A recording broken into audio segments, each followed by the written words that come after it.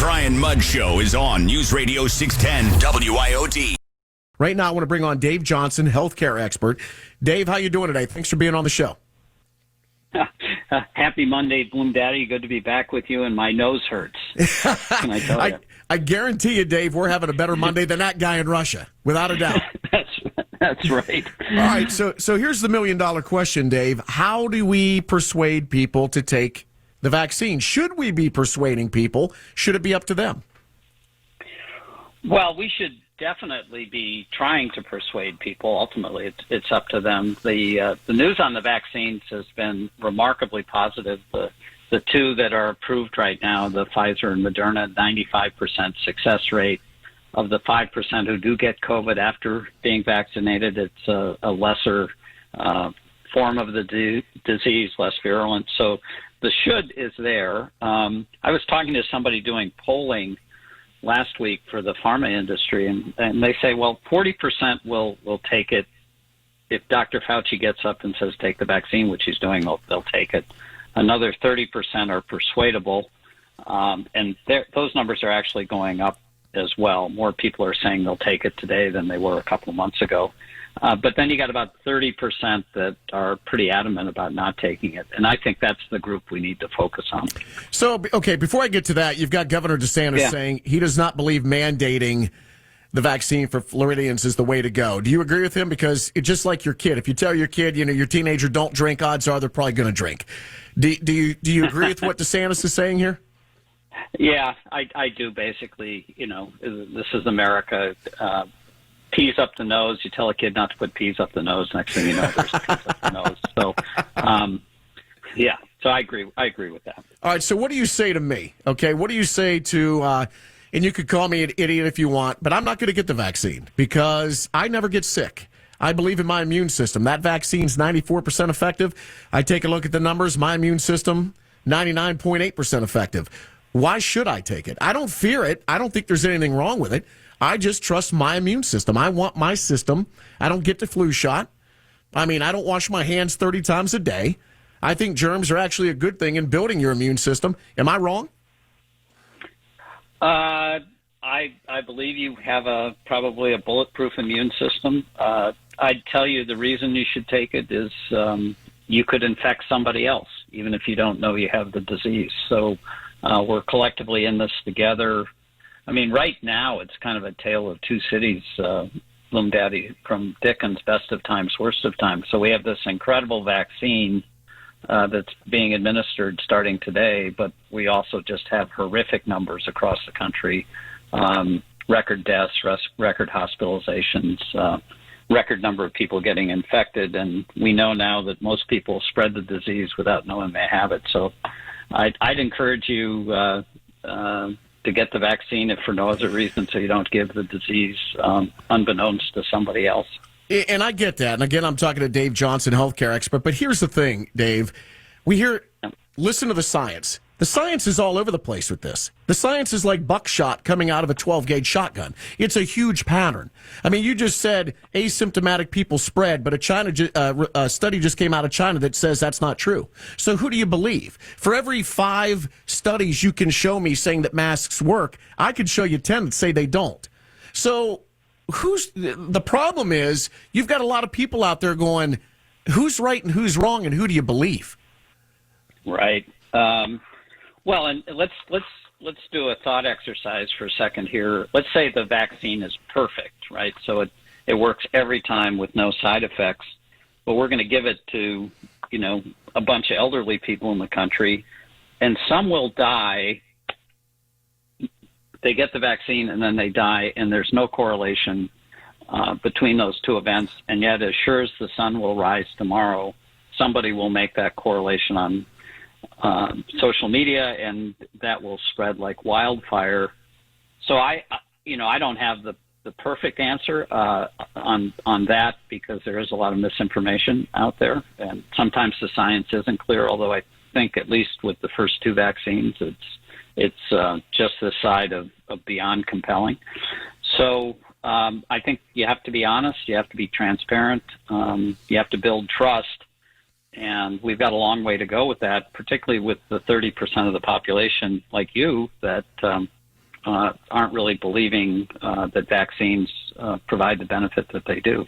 No, I think they do. I mean, don't get me wrong. I think they do, and I think that people who are elderly and people who are unhealthy should take them. But I don't know why a healthy person would take it.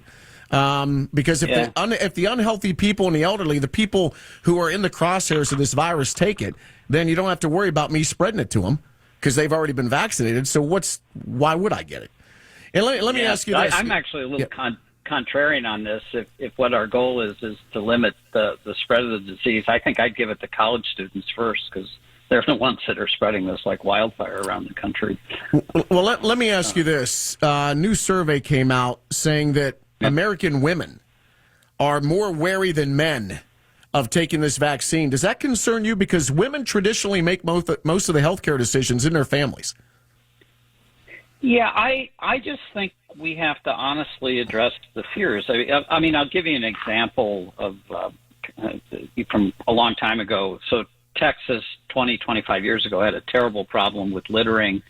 And when they did the analysis, they figured out that the people littering were largely young men, most without college education. And all of the public relations campaigns on don't be a litter bug or clean the, that didn't mean anything to them. And some brilliant PR person came up with the idea, why don't we play to their macho instincts? And they came up with, and I'm sure you've heard of this, the Don't Mess with Texas campaign, and people got it tattooed and so on. And it solved the problem. So I think what we need is some of our best marketing minds to get, it's not the picture in our head, my head, your head that matters. It's the picture in the head that people are afraid or angry or confused.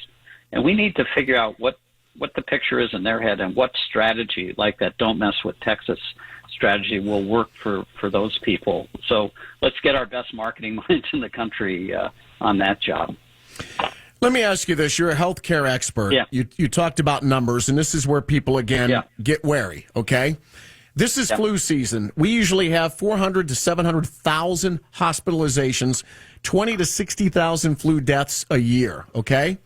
I haven't heard of hardly any flu hospitalizations. Has the flu magically disappeared, or is everything just being labeled COVID?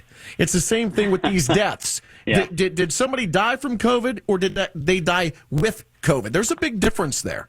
I think what I'm trying to say is, Dave, I think a lot of people don't think that the numbers are on the up and up. I'll be honest with you. Yeah, well, I'm not one of those people. I believe the numbers are the numbers. I actually, like you, I haven't seen any numbers on sort of the traditional flu. That's a good question. I think everything's I think everything's being labeled COVID. I mean, just COVID. You know, we have 92-year-old people dying, and automatically it's from COVID. And I say all the time, 92-year-old people die from being 92. It's called old age. You die. You know, I mean, that is true. Although there are, the COVID disease is easy to test for after somebody dies. So I mean, you can get or you can get the antibodies that cause the disease and test for it. I actually think we're probably the other way. We're probably underreporting, because if you look at expected deaths versus actual deaths, we have many more actual deaths than we would have expected absent COVID. So we got, I haven't seen the latest numbers, but the last time I checked, it was nationwide, somewhere in the neighborhood of 50 to 75,000. All right. Last question I have for you, Dave, and I love interviewing you because you're honest and you cut to the point. When this is all said and done, okay, do we need to have an honest conversation in America about the health of Americans? Because this virus comes after the unhealthy, for the most part. Do we need to have an honest conversation about obesity, about a lack of exercise, about lifestyle choices? Because a lot of people have put themselves in the crosshairs of this virus. And a lot of other people are being told they can't live their lives, who have always exercised and done things to live right and healthy. And it's created a lot of animosity.